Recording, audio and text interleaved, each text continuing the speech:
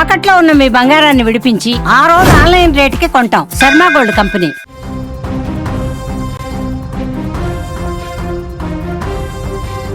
ఈరోజు మహారాష్ట్ర చరిత్రలోనే అత్యంత చీకటి రోజు.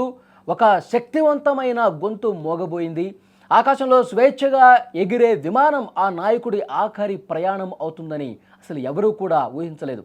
అజిత్ పవార్ ఈ పేరు వింటేనే మహారాష్ట్ర రాజకీయం ఒక్కసారిగా ఉలిక్కిపడేది. సవాళ్లకు ప్రతి సవాలు విసరటంలో ఆయనది అందివేసిన చేయి. నేడు ఆయన మరణ వార్త విని యావత్ దేశమే దిగ్భ్రాంతికి గురైంది. ఆసుపత్రి ముందు కనిపిస్తున్నటువంటి ఈ అశేష జనవాహిని చూస్తుంటే మరాఠా గడ్డ తన ముద్దు బిడ్డను కోల్పోయి ఎంతగా తలడిల్లిపోతుందో అర్థమవుతుంది. ఇది కేవలం ఒక రాజకీయ నాయకుడి మరణం కాదు, ఒక భారీ రాజకీయ శకానికి ముగింపుగా చెప్పాల్సినటువంటి పరిస్థితి. దృశ్యాలు మీరు చూస్తున్నారు. ఆసుపత్రి దగ్గర ఎలాంటి వాతావరణం కనిపిస్తుందో మనం చూస్తున్నాం.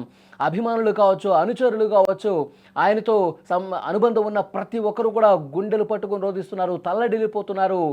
పవార్ సాబ్, అజిత్ అని చెప్పి తమ ముద్దుగా పిలుచుకున్నటువంటి పేర్లతో గుండెలు బాదుకుంటూ రోధిస్తున్నారు. మా నుంచి దూరం అయిపోయావా అంటూ చాలా అంటే చాలా బాధకి గురవుతున్నటువంటి పరిస్థితి. ఈ వీడియోలో చూస్తున్నటువంటి దృశ్యాలు నిజంగా గుండెల్ని పిండేస్తూ ఉన్నాయి. పోలీసులు ఎన్ని ఆంక్షలు పెట్టినా, గేట్లు వేసి ఆపుతున్నా తమ నాయకుడిని ఒక్కసారి చూడాలి అంటూ అభిమానులు సంద్రంలా దూసుకొస్తున్నారు. దాదా మమ్మల్ని వదిలి ఎలా వెళ్ళిపోయావు అంటూ కార్యకర్తలు గుండెల విషయాల ఏడుస్తున్నటువంటి దృశ్యాలు చూపరులను చాలా బాధకు గురి చేస్తూ ఉన్నాయి. వృద్ధులు, మహిళలు సైతం రోడ్ల మీదకి వచ్చి కన్నీరు మున్నీరుగా వెలిపిస్తున్నారు. ఎందుకంటే మహారాష్ట్ర రాజకీయంలో ఆయనకంటూ ప్రత్యేకమైనటువంటి పేజీలు కొన్ని ఉన్నాయి. ఆయన అలుపెరగనటువంటి నాయకుడు, ప్రజా సమస్యల పోరాటం కోసం ఎంతవరకైనా వెళ్ళినటువంటి నాయకుడు.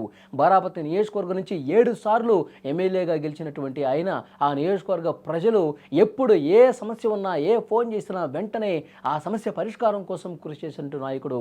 అందుకే మహారాష్ట్ర రాజకీయంలో ఆయన పాత్ర ఎనలేనిది. అందుకే మహారాష్ట్ర ప్రభుత్వంలో ప్రస్తుతం ఉప ముఖ్యమంత్రిగా ఉన్న ఆయన ఎప్పుడూ కూడా ప్రజల కోసమే పనిచేస్తూ ఉన్నారు. ప్రజల సమస్యల పరిష్కారం, రాష్ట్రంలో ఏ మూల ఏ సమస్య ఉన్నా సరే అజిత్ పవార్ సార్కి చెప్తే ఆ సమస్య వేగంగా పరిష్కారం అవుతుందని చెప్పి పేరు అక్కడ ఉన్నటువంటి ప్రజల్లో ఉంది. జడ్పీ ఎన్నికల ప్రచారంలో భాగంగా ఆయన ఈరోజు ముంబై నుంచి బారామతి వెళ్తున్నటువంటి క్రమంలో సాంకేతిక సమస్య కారణంగా ఒక్కసారిగా విమానం అత్యవసరమైనటువంటి ల్యాండింగ్ చేస్తున్నటువంటి క్రమంలో కుప్పకూలిపోయి తీవ్రమైనటువంటి ప్రమాదానికి కారణమైంది. ప్రజల మనిషిగా ఆయన సంపాదించుకున్న ఆదరణకు ఈ విజువల్స్ ఆసుపత్రి దగ్గర కనిపిస్తున్నటువంటి దృశ్యాలు నిదర్శనంగా కనిపిస్తూ ఉన్నాయి. ప్రతి ఒక్కరూ కూడా అక్కడికి వస్తూ ఉన్నారు. మహారాష్ట్రలో అజిత్ పవార్తో అనుబంధం ఉన్న ప్రతి ఒక్కరూ, ప్రతి కార్యకర్త కూడా ఆయన కడసారి చూసేందుకు వస్తున్నారు. ఈ ప్రమాదం గురించి తెలుసుకుని షాక్ అయిపోయారు. తమ పనులన్నీ వదిలేసుకొని డైరెక్ట్గా ఆసుపత్రికి దగ్గరకు వచ్చి గుండెలు బాదుకుంటూ రోధిస్తున్నటువంటి దృశ్యాలు కనిపిస్తున్నాయి. అజిత్ పవార్ మరణాన్ని మహారాష్ట్ర ప్రజలు అస్సలు జీర్ణించుకోలేకపోతున్నారు. పరిపాలనలో ఆయన చూపినటువంటి ఖచ్చితత్వం, అభివృద్ధి పట్ల ఆయనకున్నటువంటి తపన, రాజకీయ చదరంగంలో ఆయన వేసినటువంటి ఎత్తుగడలు చరిత్రలో సువర్ణాక్షరాలతో లిఖించబడతాయి. నాయకుడు భౌతికంగా వెళ్ళిపోవచ్చు, కానీ ఆయన విడిచినటువంటి జ్ఞాపకాలు, ఆశయాలు ఎప్పటికీ సజీవంగానే ఉంటాయి. ఈరోజు అజిత్ పవార్ మన మధ్య లేకపోయినా ఆయన చేసినటువంటి అభివృద్ధి గురించి చర్చించుకుంటున్నారు. కార్యకర్తలకు ఆయన చెప్పినటువంటి ధైర్యం గురించి చర్చించుకుంటున్నారు. ప్రతి ఒక్కరి గుండెల్లో చిరస్థాయిగా మహారాష్ట్ర రాజకీయాలు ఉన్నంతకాలం అజిత్ పవార్ ఉంటారు అంటూ కార్యకర్తలు కన్నీళ్లు పెట్టుకుంటూ మాట్లాడుతూ ఉన్నారు. మరాఠా రాజకీయ యవనికపై ఆయన ఒక అజేయమైనటువంటి ముద్రను వేశారు అనటానికి ఆసుపత్రి దగ్గర కనిపిస్తున్నటువంటి దృశ్యాలే మనకి సజీవ సాక్ష్యంగా కనిపిస్తున్నాయి. ప్రమాదం తాలూకు దృశ్యాలు ఒక్కసారి మీరు స్క్రీన్ మీద చూడొచ్చు. ఈరోజు ఉదయాన్నే అజిత్ పవార్, ఆయనతో పాటు ఉన్నటువంటి 2 వ్యక్తిగత సిబ్బంది, అలాగే ఆ విమానంలో 2 విమానయాన సిబ్బంది ఉన్నారు. అందరూ కూడా ఉదయమే బయలుదేరారు. బారామతి జడ్పీ ఎన్నికలకు సంబంధించినటువంటి కార్యక్రమంలో పార్టిసిపేట్ చేయడానికి ఆయన వెళ్తున్న క్రమంలో విమానంలో ఒక్కసారిగా సాంకేతిక సమస్య ఏర్పడింది.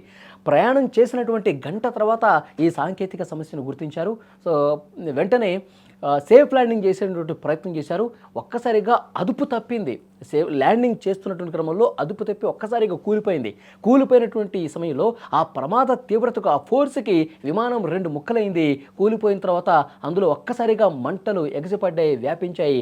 ఆ మంటల్లోనే కాలిపోయి అందులో ఉన్నటువంటి వాళ్ళందరూ కూడా చనిపోయినటువంటి పరిస్థితి. చాలా బాధాకరం. అధికారికంగా డీజీసీఏ కూడా ఒక ప్రకటన చేసింది. అందులో ఎవరూ బతికే అవకాశం లేదని చెప్పి క్లియర్గా అక్కడి నుంచి సమాచారం తెలుసుకుని డీజీసీఏ కూడా అధికారమైనటువంటి ప్రకటన చేసింది.